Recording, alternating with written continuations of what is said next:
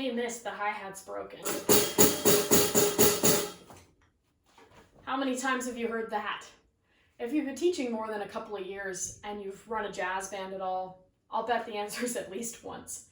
I can't count the number of times a student has come to me in a private lesson and said, I don't know what happened to my hi-hat, but it's not working anymore.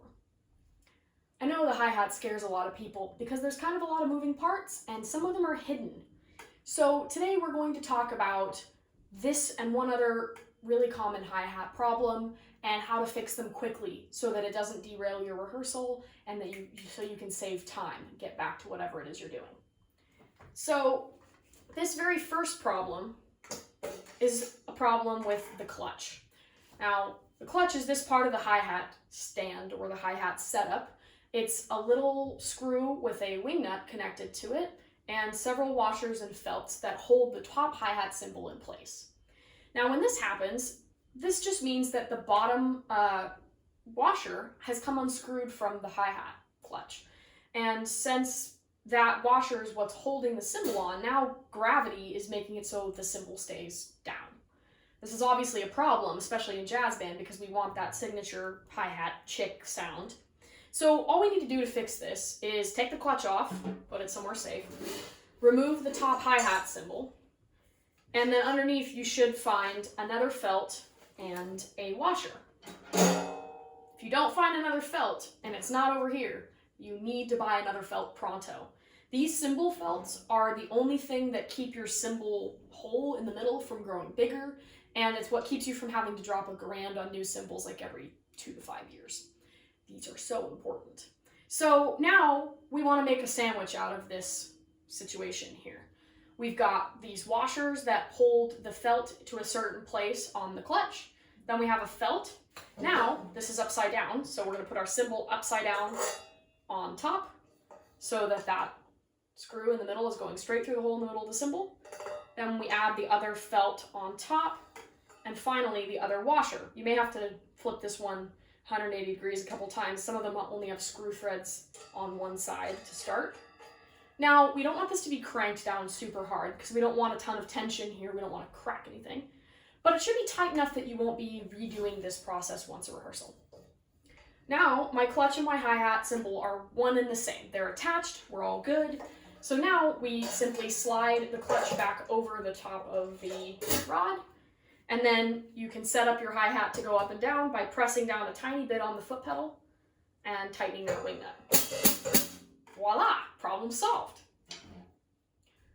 All right, so now the second problem that I often hear band directors talking about.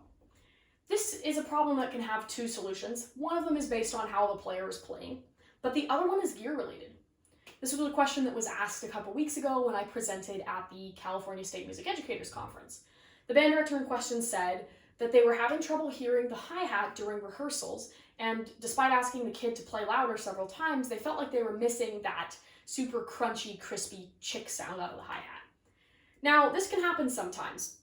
Even if your kid is really wailing on it, if it's not sounding like how you envision the hi-hat to sound, there's one little piece you can check that might make a big difference. On the underside of the hi-hat stand, there's a little screw down here that's got a spring on top of it. That screw, if you twist it in, righty-tighty, lefty-loosey, if you go righty-tighty on that for a while, what it does is the bottom of the screw pushes up on the plastic plate where the bottom hi-hat cymbal sits, and it tilts it up at an angle. The reason for that super quiet hi-hat sound is similar to how in a concert band, if you have a child hit crash cymbals dead on right at each other, they kind of get that weird air pocket effect and the crash is super underwhelming. That's what's happening to your hi-hats. They're hitting each other too dead on, and so there's no scrape, there's no accompanying sound, it just kind of goes woof, and you don't get that classic hi-hat chick.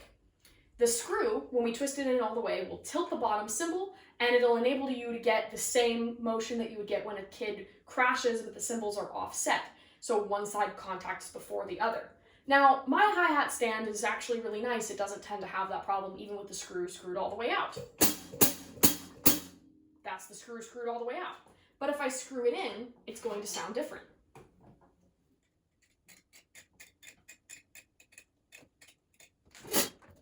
So I don't know if you can see that, but where before I had a big gap on these cymbals, in the front of this now, those two cymbal edges are actually touching. Despite on the back, I have about as much room as my finger is wide. So the sound changes. This would be a case of what I would call too much cymbal tiltage, because now you're noticing I don't just get the chick, the really quick, short sound. I'm getting like a lead up, a bzzik, bzzik, bzzik.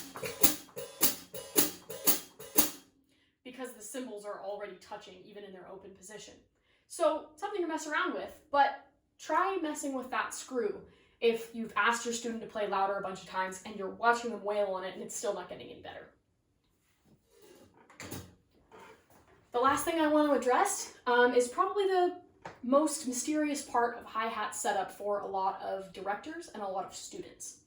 If you've never put together a hi-hat stand fully from start to finish, I recommend you check out my first video in this series about the setup of a drum set. It's a really long video, but you can go into the timestamps and click the part just about hi-hat setup. If you just want to know the one little thing, then check this out. The hi-hat works because the rod, this piece here, moves up and down when we press down on our foot pedal. The reason that our cymbals go up and down and hit each other is that we attach the cymbal to that rod via the clutch, which we talked about earlier. Now, my cymbal goes up and down with the rod. So what do if we press down on the foot pedal and that rod doesn't go anywhere? This can leave a lot of people feeling stumped and thinking that there actually is a legitimate problem with the stand, things are broken, which is the last thing any busy band director needs. Luckily, this doesn't always mean that things are broken. In fact, usually it doesn't mean things are broken. So what we want to do for this is we want to check that the rod is actually screwed in to the bottom part of it. Most rods have screw threads on the end of them that lives inside of this tube in the middle of the stand. Now, the rods can come unscrewed by themselves over time, or sometimes a student will fiddle with it or mistakenly twist it, thinking they're tightening it, loosening it, or it just might not get set up properly. So we check this out by removing the top cymbal with the clutch and the bottom cymbal, then pulling on this, loosening this wing nut and removing the top part of the stand. Now, as you can see, my rod was not connected to anything. So there's screw threads on one end. Mine also has a handy little washer, which helps to visually identify which end is the screw thread end from afar. But what we want to do is find the receptacle, the receiver for this. I don't know how well you can see in the video, but when I press down my foot pedal, this part is still going up and down. So I'm going to just align those screw threads and screw this back in. This I want all the way tight, so I will keep screwing until it stops. Now I'll check by moving my foot up and down and see that my rod does continue to move. So we're cool. Now I can reassemble everything. And my hi-hat is good as new. There we have it. So I hope this was helpful for you. I hear a lot of confusion and fear around the hi-hat, so I figured I would make it its own special little video. Again, if you want me to see me set up a hi-hat from scratch, all the way from a bunch of pieces laying on the floor, check out the link in my description. I had a whole long video about drum set setup that includes that chunk you can find in the timestamps. So thanks for watching. Come back next Tuesday and see what else I have in store for you. And let's all keep learning about the drums together. Don't forget to like, subscribe, and share with a friend if you find these helpful. So thank you so much for being here. I will see you next time.